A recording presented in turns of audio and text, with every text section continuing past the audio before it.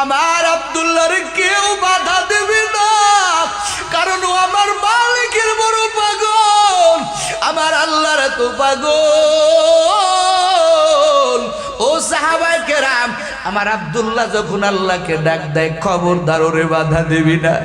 আমার মায়ার নবী মাঝে মাঝে বয়ানে বিভিন্ন জায়গায় যান, আমরাও বিভিন্ন জায়গায় যাই। মাঝে মাঝে মাদ্রাসার ছাত্ররা অনুরোধ করে, বলে হুজুর আজকে একটু আমাকে নিয়ে যান। কাছে কোলে মাহফিল হইলে আমরা মাদ্রাসার ছাত্রদেরকে নিয়ে যাই মাঝে মাঝে। এই আব্দুল্লাহ একদিন আমার মায়ার নবীর ডাক দিয়া কয়, ও নবী আমার, ও পয়গম্বর, আমার দিলটা চায় আমি আপনার সাথে একটু যাব, বলেন না একটু আল্লাহু আকবার। আমার মায়ার নবী কয়, ঠিক আছে চল, আমার সাথে চল। আমার মায়ার নবী আব্দুল্লাহরে নিয়ে গেলেন, একটা জায়গায় গেলেন। কিছু কিছু সাহাবী আইসা কয়, নবী আমার তাড়াতাড়ি একটু এদিকে আসেন, আব্দুল্লাহর শরীরের অবস্থা বেশি ভালো না। আমার মায়ার নবী আগায় গেলেন আব্দুল্লাহর কাছে, দেখে আব্দুল্লাহ শুয়ে আছে, এমন জ্বর, ওই সময়ের জ্বর বড় ভয়ঙ্কর। আমার মায়ার নবী আব্দুল্লাহর হাত দেখিয়া দেখে, আমার মায়ার নবী আব্দুল্লাহর অবস্থা বেশি ভালো না, অল্প সময়ের ভিতরে আব্দুল্লাহ হয়তো বিদায় নিয়ে নিবে। আমার মায়ার নবী কয়, রে স্বামী, আমার আব্দুল্লাহর মা নাই, বাবা নাই, বড় এতিম, একমাত্র আমার আল্লাহর মোহাব্বতে বাড়িঘর ফেলাইয়া, মা ফেলাইয়া আমার আব্দুল্লাহ আমার কাছে ছুটে আসছে। আজকে যদি ওর মা থাকতো, ওর কাছে বসিয়া সান্ত্বনা দিত। আজকে আমার আব্দুল্লাহর কাছে কে দাঁড়াইবে, তোরা সরে যা, আব্দুল্লাহর মাথা ডাগাইয়া দে।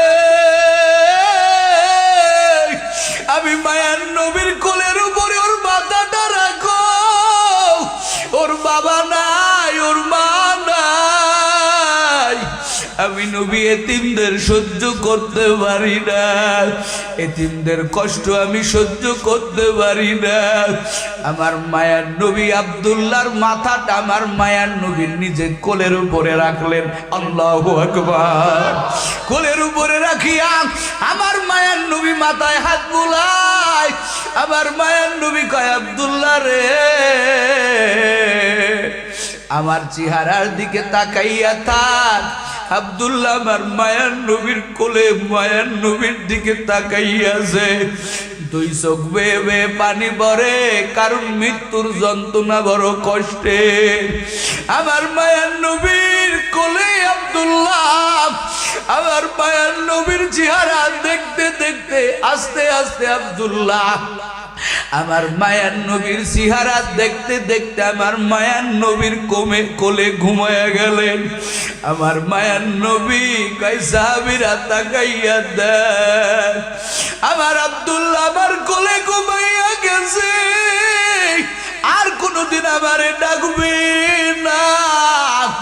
আব্দুল্লাহ চির ঘুম আমার কোলে ঘুমাইয়া গেছে, তোরা আর দেরি করিস না, আব্দুল্লাহর তো কেউ নাই আমি ছাড়া। তাড়াতাড়ি আমার আব্দুল্লাহর গোসলের ব্যবস্থা কর, জোরে কোন আল্লাহু আকবার। আমার মায়ের নবী কয়, আজকে যদি আব্দুল্লাহর আব্বা থাকতো, বাজার থেকে কাফন কিনে নিয়ে আসতো, মা কান্না করতো, ওর তো কেউ নাই আমি নবী ছাড়া। আজকে আমার আব্দুল্লাহর কাফন হবে আমি নবীর চাদর দ্বারা। বাদশাহ হারুন আর রশিদ ডাক দেয়া কয়, ও সৈন্য সামন্ত, ও মন্ত্রী পরিষদ, অমুক একটা টাইমে সবাই তোমরা এক জায়গা থাকবা, আমি আমার সব বান্দীদেরকে, আমার সব দাসীদেরকে নিয়ে আমি তোমাদের মাঝে একত্রিত হব। সব মন্ত্রী এক জায়গা করলেন, খেয়াল করেন, এক জায়গা করিয়া বাদশাহ হারুন আর রশিদ ডাক দেয়া কইতেছে, ও আমার দাসীরা, আমি আজকে তোমাদের পাওয়ার দিয়া দিলাম, পাওয়ার দিয়া দিলাম। বলে কিসের পাওয়ার?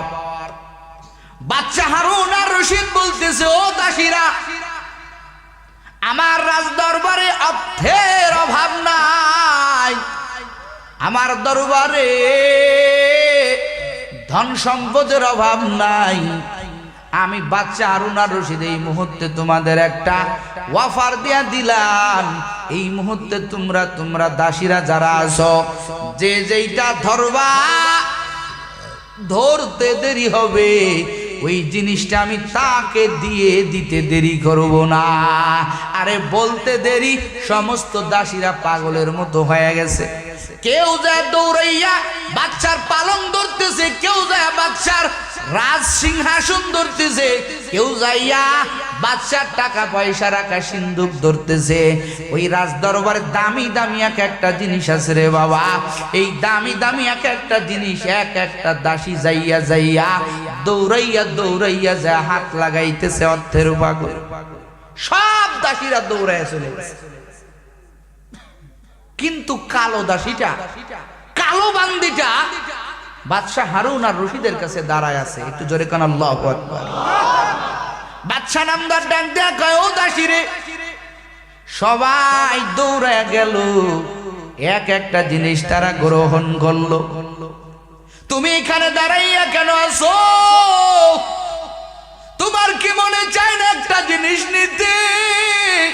তুমিও একটা জিনিস নাও, হাত রাখো, আমি তোমাকেও দিয়ে দিব। এই কথা বলার পরে বাদশাহ হারুন আর রশিদ তাকায়া দেখে কালো দাসীটার চোখ দিয়া টপ টপ করে পানি ভরতেছে, আর বলতেছে, বাদশাহ নামদার, আপনার রাজ সিংহাসনের প্রতি আমার কোনো মায়া নাই, আমার কোনো লোভ নাই। আমি টাকা পয়সার পাগল না বাদশাহ, আমি আপনাকে বড় মহাব্বত করি। আমি যদি হাত রাখি আপনি কি দেবেন?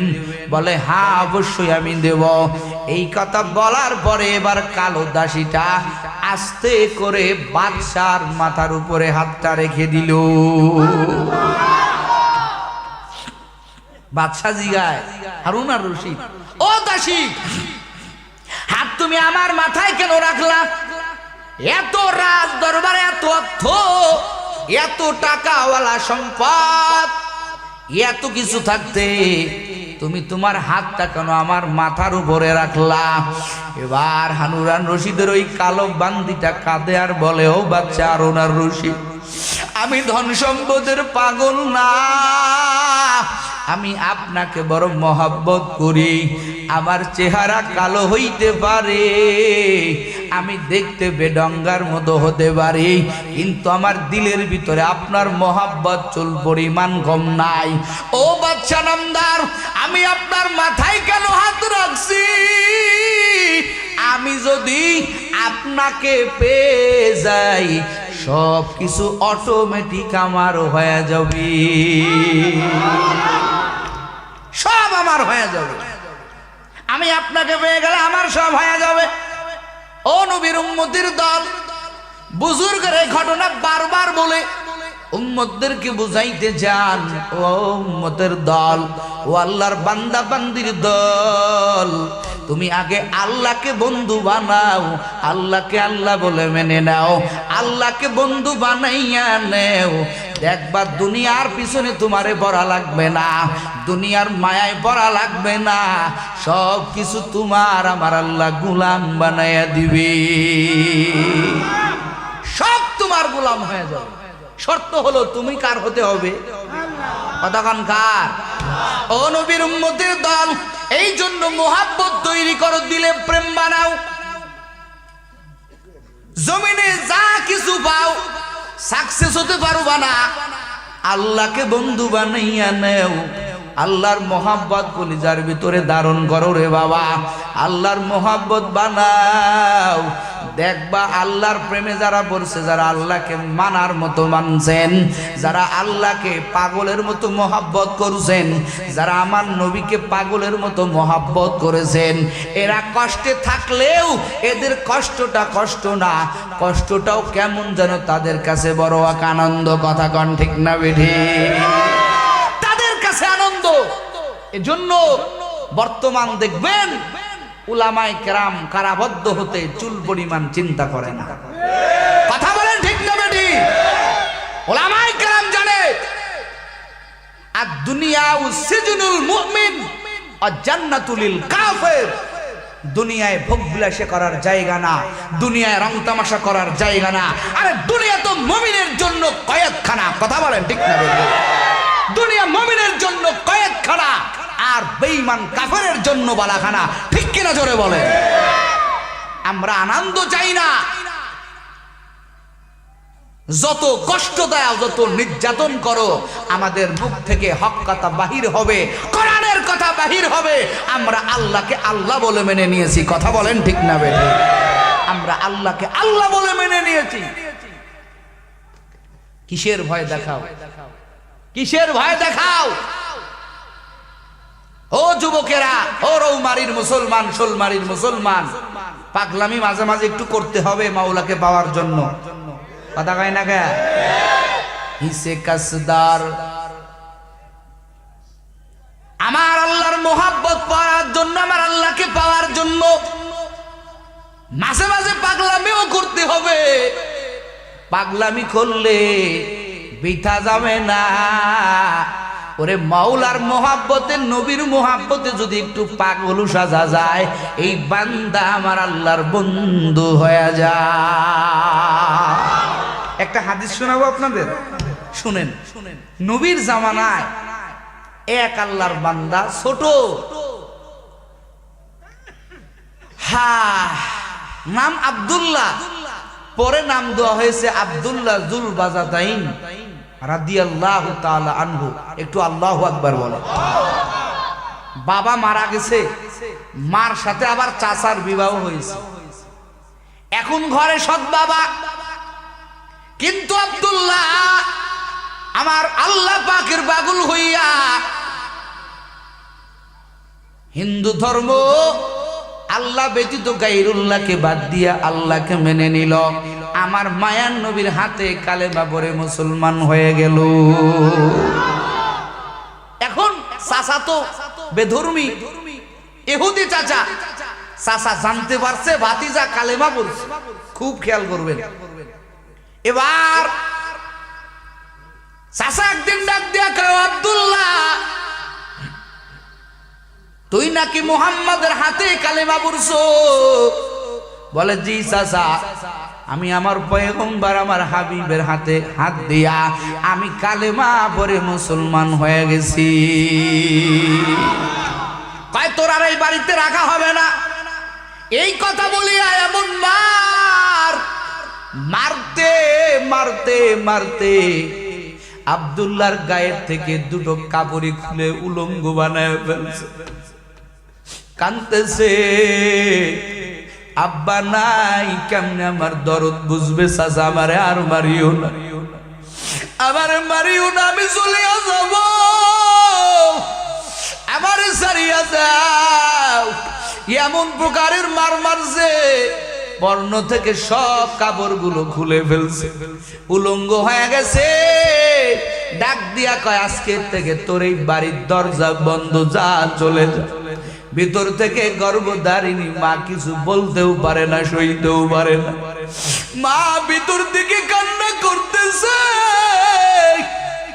ভিতর থেকে মা একটা চাদর সেনাইয়া দিয়া কয়, রে আব্দুল্লাহ, এই চাদরটা দুইটা টুকরা করে নে, একটা টুকরা পরনে পর, আর একটা টুকরা গায়ে দিয়ে যা, তুই কানে আর থাকিস না, তুই তোর হাবিবের কাছে, পয়গম্বর মুহাম্মাদের কাছে চলিয়া যা। ও নবীর উম্মতের দল, গভীর রাত্রে তাহাজ্জুদের সময় এই আব্দুল্লাহ মায়ার নবীর ঘরের দরজায় কিনারায় দাঁড়াইয়াছে। আমার পয়গম্বর দরজাটা খুলে তাহাজ্জুদের নামাজ পড়বেন, দেখে আমার পয়গম্বরের একটা উম্মত জীর্ণ শীর্ণ হয়ে কাঁপতেছে, দুইটা কোন রকম কাপড় লাগা। আমার মায়ার নবী কয়, আব্দুল্লাহ এত রাত কেন? এত রাত তুমি আমার ঘরের দরজায় কেন? আব্দুল্লাহ ডাক দিয়া কয়, নবী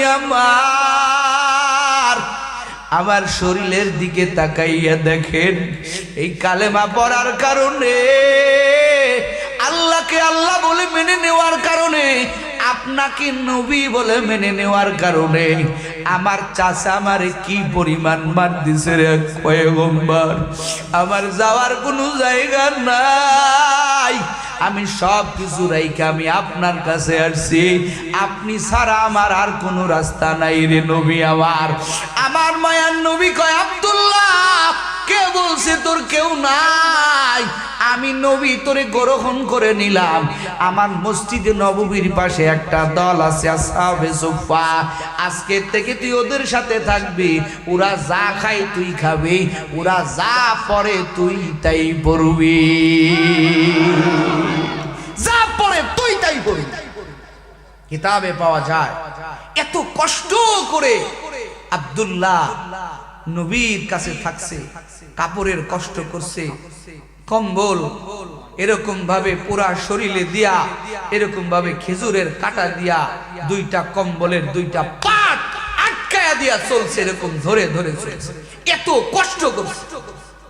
মায়ার নবীর দরবারে থাকে সবার অন্য মানুষকে অন্য ব্যাপার, কিন্তু আব্দুল্লাহ মসজিদে নববীর ভিতরে মাঝে মাঝে জোরে জোরে কয়ে আল্লাহ। আপনারা একটু জোরে বলেন না আল্লাহ। চিল্লায় চিল্লায় মাঝে মাঝে নিজের আবেগের কথা, চোখের পানি ছাড়িয়া আব্দুল্লাহ মাঝে মাঝেই চিল্লায় আল্লাহ বলে ডাক দেয়। একদিনকে হযরত ওমর ফারুক রাদিয়াল্লাহু তাআলা আনহু ধমক দেয়া কয়, আব্দুল্লাহ আল্লাহকে এত চিল্লায় কেন ডাকো? গোপনে গোপনে ডাকো, আস্তে আস্তে ডাকো। আমার মায়ার নবী কয়, ওমর আব্দুল্লাহরে ধমক দিস না। বলেন না একটু আল্লাহু আকবার। ওতে কত কষ্ট করিয়া আমার কাছে আসছে, ওর ভিতরে আমার মাওলার প্রেম এমন ভাবে জমানো, এমন ভাবে জমানো। আমার মায়ার নবীর প্রেম, আমার আল্লাহর প্রেম এমন গভীর আব্দুল্লাহর কলবের ভিতরে জমা হয়ে গেছে। খবরদার রে উমর, আমার আব্দুল্লাহরে ধমক দিবি না, ওরে ওরে মন মতোর মাসুক রে ডাকতে দে। আশায় আশায় জনম গেল খুদা, আশায় আশায় জনম গেল খুদা, না চাইলা ফিরিয়া। আর কত কাল থাকবো মাবু তোমার দিদার পানে চাইয়া, আর কত কাল থাকবো মাবু তোমার দিদার পানে চাইয়া। বলেন না একটু, আশায় আশায় জনম গেল খুদা, আশায় আশায় জনম গেল খুদা, না চাইলা ফিরিয়া।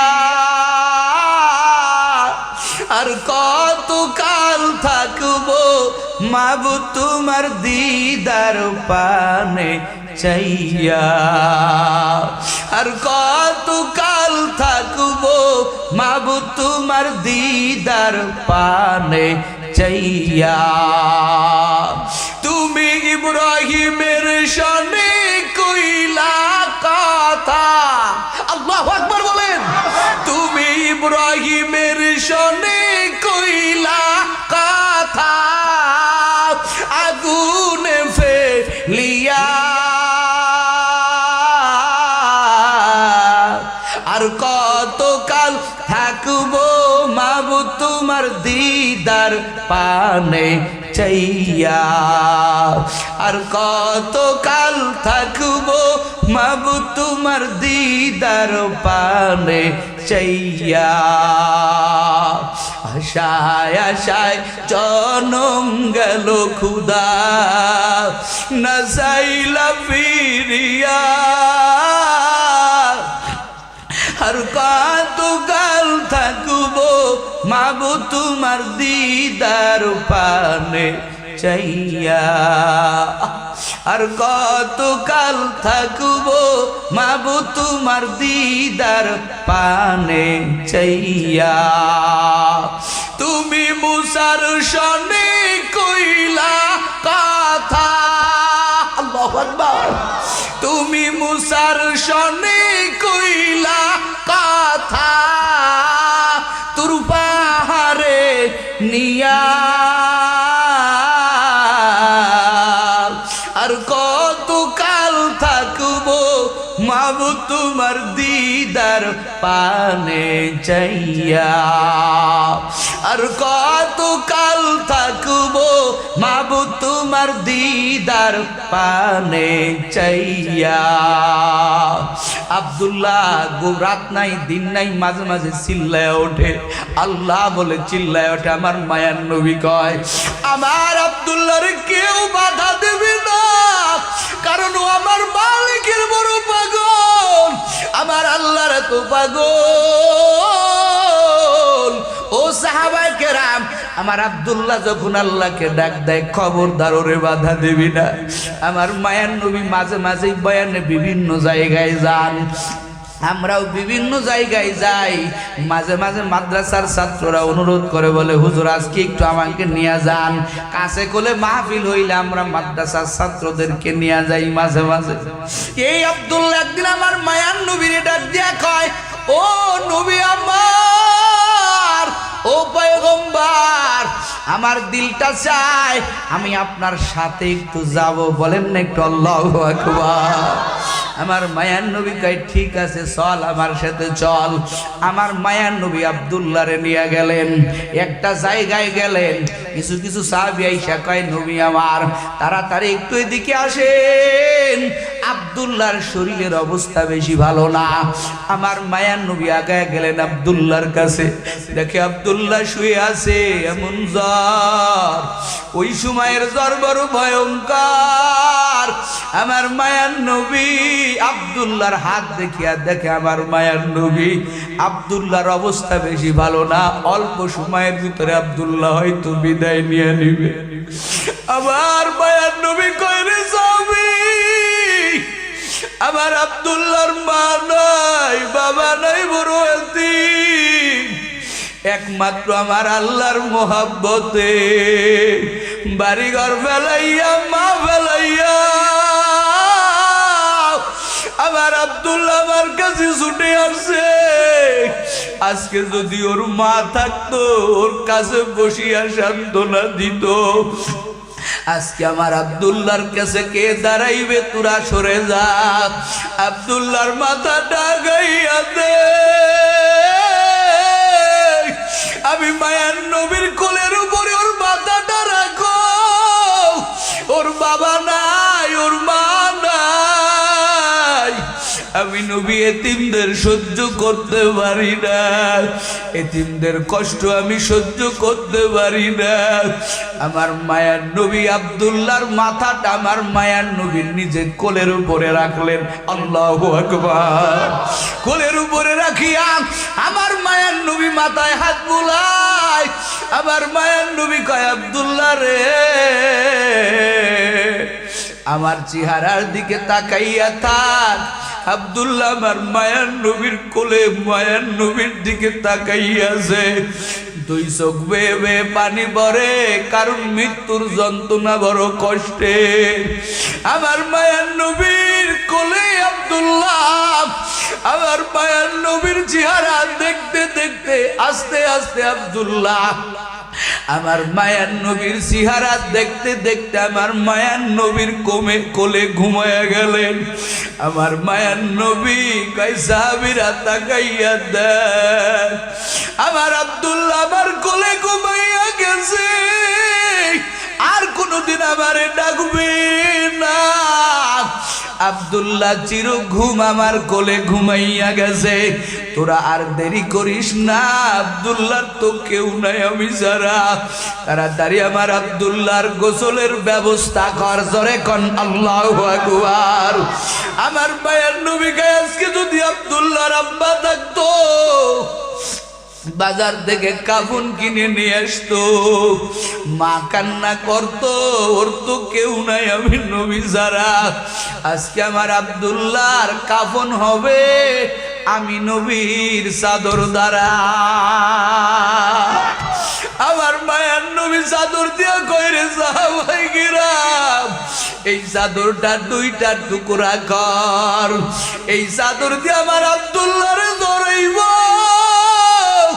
আমি নিজে জানাজা ভরাইব, আমি আমার আব্দুল্লাহর জানাজা ভরাইয়া আমি কবরে নিজে নামবো। জোরে কন্না আল্লাহু আকবার। আমার মায়ার নবী গোসল করাইয়া আমার মায়ার নবীর চাদর মুবারক দুইটা টুকরা চাদর, এখান থেকে আব্দুল্লাহর নাম হয়ে গেল আব্দুল্লাহ জুল বাজাতাইন। দুই কাপড়ের মালিক আমার মায়ার নবীর চাদর নিয়া আব্দুল্লাহ কবরে যাওয়ার ভাগ্যবান হয়ে গেল। আমার মায়ার নবী আব্দুল্লাহর জানাজা পড়াইয়া আব্দুল্লাহর কবরের ভিতরে নামে আর কান্না করে। সাহাবায়ে কেরাম কয় নবী আমরা নবী আপনি থাকেন। আমার মায়ার নবী কয় না না, আমার আব্দুল্লাহ আমার আল্লাহর প্রেমে পাগল হইয়া ওরে সবকিছু ছাড়িয়া দিয়েছে।